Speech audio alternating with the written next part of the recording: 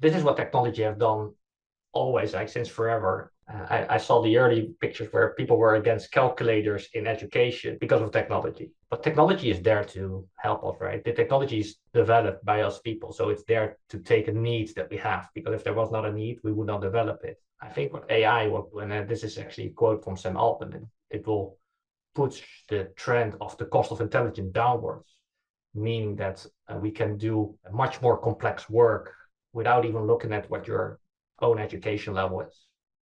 Welcome to Future Forward, the show that unravels the practical stories of AI's transformative power in the world of business. In this dynamic show, we go beyond the buzzwords and industry hype to explore the real-world applications and groundbreaking innovations that AI brings to professionals like you. Hey everyone, welcome back for the part 2 of our first episode. We will now continue our conversation with Danny as he shares more insights and practical tips on how to leverage AI for your business. So sit back, relax, and let's jump right in. So there is indeed a lot happening in the AI space. So Danny, based on your experience working with companies from across the globe, so what can we expect to see next? That's a good question, and it's hard to predict. To be honest, if I look at the predictions I did in the past, I'm very bad at it because it's going so much faster than anyone would have ever expected. And if you look at where this discussion is going ahead in AI, I would say you see a lot about AGI, which stands for artificial general intelligence, meaning can we get AI to a level where it can start doing things equally as good as humans? And in GPT-4, scientists already said they've seen sparks of AGI in there as being aware as an AI. And it's exciting, but it's also a bit scary, right? So where is this AI heading? And obviously we see people who are looking at things like the Matrix, where robots will enslave us. And there's a lot of discussion what they call the alignment. So can we get AI on our pace of human values and morals? And currently we can't. We don't know how we would do that alignment. And our bet is currently that better AI than we have right now will help us fix that issue. But already that's a risky bet, but also super exciting. So you have pros and cons, and I'm sure that the regulators will start making sure that we don't go too fast. But the biggest issue with governments is that regulation is usually too slow, right? And I think that's where you saw the big AI minds, or the data scientists in these worlds that signed that paper saying, hey, we need to do a break for 6 months. People who signed it was Elon Musk, and then he started his own AI company like 2 weeks later. So he probably had other intentions there. It's hard to predict, and we'll have to just see where it ends. But I'm a believer of more the utopian future, right? Having AI help us to do a more balanced distribution of healthcare, things like that. I truly believe that. We are kind of lucky that and somehow be involved in what is happening, where technology can help people everywhere to improve their lives. So from that angle, I mean, pragmatically, how are companies actually using AI or applying AI to improve their products or improve their services or improve the way that they manage or engaging with their customer? Any particular example that is exciting that you'd like to share? I think still a lot of the companies are adopting. I think a lot of companies were not expecting it to move in this space. But you see a lot of companies presenting their vision, like the vision that BMW presented a couple of months back with their augmented reality tainted glasses inside the car, making driving more of an experience. I would say that is more a metaverse case than it is an AI case. But I'm also convinced that generative AI will change the way how we look at the metaverse. It will be an enabler, giving more content, both on spoken content or scripted, more or less, but also the physical aspect of it. Right? It's much easier to create worlds now because you describe them and the AI can create them for you. I like the vision of Netflix, where they could say, with the arrival of generative AI, you can just pick the story that you want to see, and it will generate almost like a personal based movie or series for you, right? Where you can have an influence on the story. And obviously that vision is still a bit far away, but we've already seen companies which are using text to videos, and the video quality is just not there yet.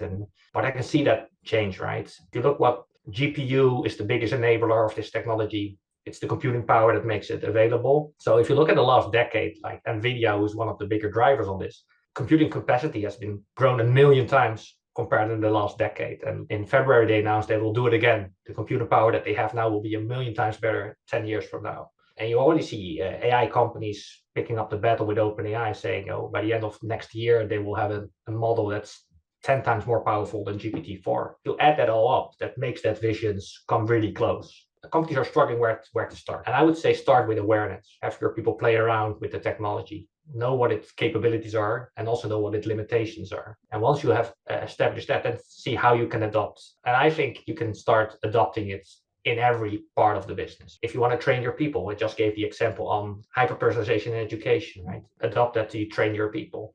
In the parts where you have to be creative, have AI augment you and help you be more creative. There's these memes going around, AI will take my job, and then they've shifted it now. No, someone who's using AI will take your job. I'm a bigger believer of that one, right? AI to start being your personal assistant, and that will just make you more efficient in your job. And I think people go to their job every day to be successful in what they do. Nobody goes to work to be bad at it. And you can see that AI can help you be better in your job. There's a recent study that showed the adoption of having AI generate code for you. So software developers who are using this technology to help them in their job in creating programs. And there were two groups. One group that was not being augmented by AI, and there was another group that was augmented by AI. And surprise, surprise, the one that were using AI were more efficient. They were about 2 hours more efficient than their colleagues. And what was interesting about that study is that the people who are already good developers became even better, right? Because they are more efficient.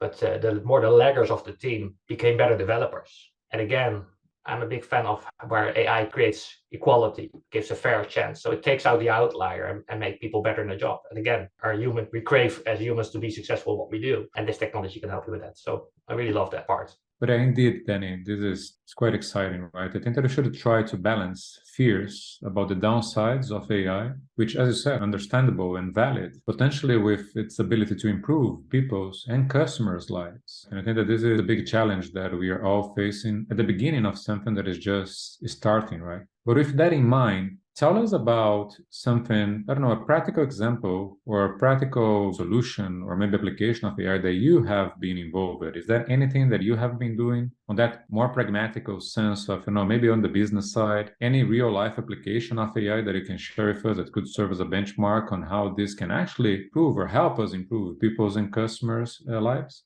Yeah, sure. So when we started playing around with the technology, there were still a lot of restrictions from OpenAI itself. They were not ready to release it to the public yet. So we were not allowed to do any public-facing cases. So we started using it for interaction analytics.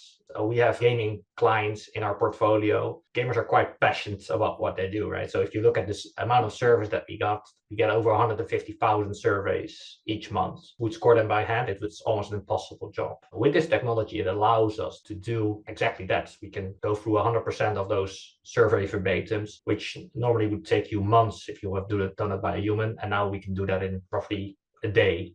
And now that ChatGPT is released, we're allowed to do public-facing cases.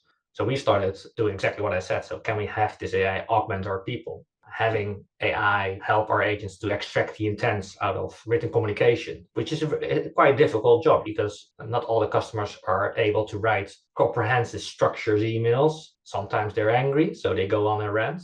And our agents do the best job they can to extract those intents, but sometimes those intents are a bit hidden in the text. So we use the AI to make sure that we can address all those intents. And then in a reply, we can help our agents to be more structured, right? The limitation that our customers have, we also have in our employees. How can we help our employees to write better responses? So we help them with the AI to generate more structured, professional, customer-friendly responses, and making it easier to consume for our customers. And especially if you look at email as a channel, email has been a very difficult channel for the last decades because you don't hear the tone very well through the written text.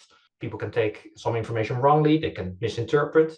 That's exactly what the AI is doing for us, right? If you see the improvement on the customer appreciation on those channels and the higher quality output that we can perform, again, it makes our people better in their jobs. And again, I'm a big believer of helping human society. So I think that's a very practical case. And the end is not there, right? Because we can handle so much more information in real time than we could do in the past. So I really like the aspect that we can do in quality, right? Giving our people instant coachings. That is quite outstanding. And I understand that you are doing that in different languages as well, correct? Yes. So we've spent a lot of time in the last years to do machine translation engine. This technology is a bit different because we're not actually translating, well, we're generating in a different language, which makes the quality even better because the AI can understand the context that you're aiming for, and therefore there's no need for translation. It will just rewrite your context into a different language, which is a completely different way of doing translation. So even the scoring methodologies that are out there have difficult scoring this technology on par, because the whole scoring mechanism is basically looking at a word for word context. And therefore, this technology usually scores a bit less on traditional translation methodologies. But it's because if you look at it word for word in the context, it's almost perfectly rewritten, and therefore it's a very suitable answer. So I think the biggest issue that we have right there now is that we need almost human scoring methodologies to see how good the quality is. Currently, we are still using in a hybrid method, making sure that our people can validate the output, right? So we have a generated response in their own language and then have that same generated response in the customer's language. But I'm sure that that is only a proxy for a short while. We will fix that in the next couple of months, and then language will not be a factor. So if I understand you correctly, and what you're saying is that AI is actually complementing the human effort. I think that we can say that part of what we do as humans is going to be replaced by this technology, which is true. But on those examples that you're sharing, I think that is improving the way that we serve customers. So how do you see that aspect of, AI as a threat, or AI potentially improving jobs and customers' interactions? So the way I look at it,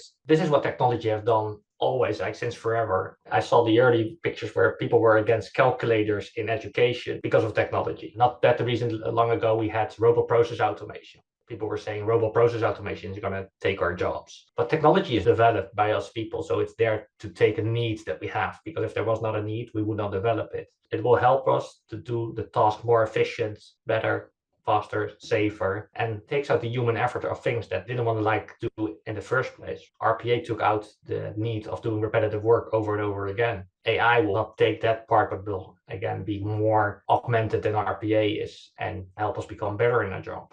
I think what AI will actually do, and this is actually a quote from Sam Altman, it will push the trend of the cost of intelligence downwards, meaning that we can do much more complex work without even looking at what your own education level is, making again more balanced across people. And I look at the 60s, which I wasn't born in.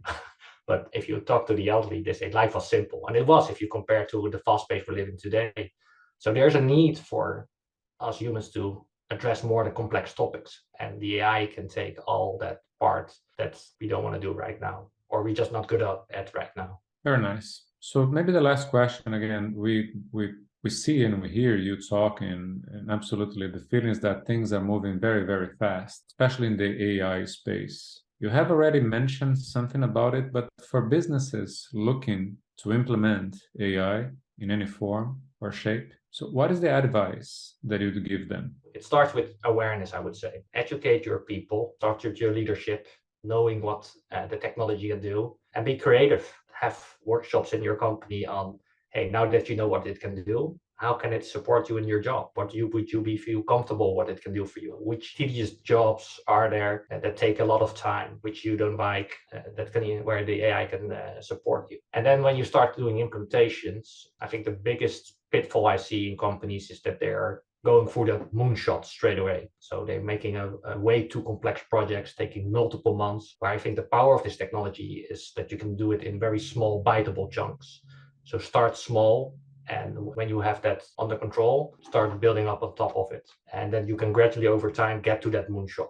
And you will get a lot quicker at your destination than going that with one big jump. One, I think the technology that's out there makes it very easy to do those small steps, because you can get very quick results quite instantly. But secondly, the way how this technology is evolving, it's going quicker than anything we've ever seen before. So by the time you reach that moonshot might be already outdated, because there's new ways, better ways, cheaper ways, faster ways, more secure ways. And you could have to start over again. So small steps and adopt where you seem fit.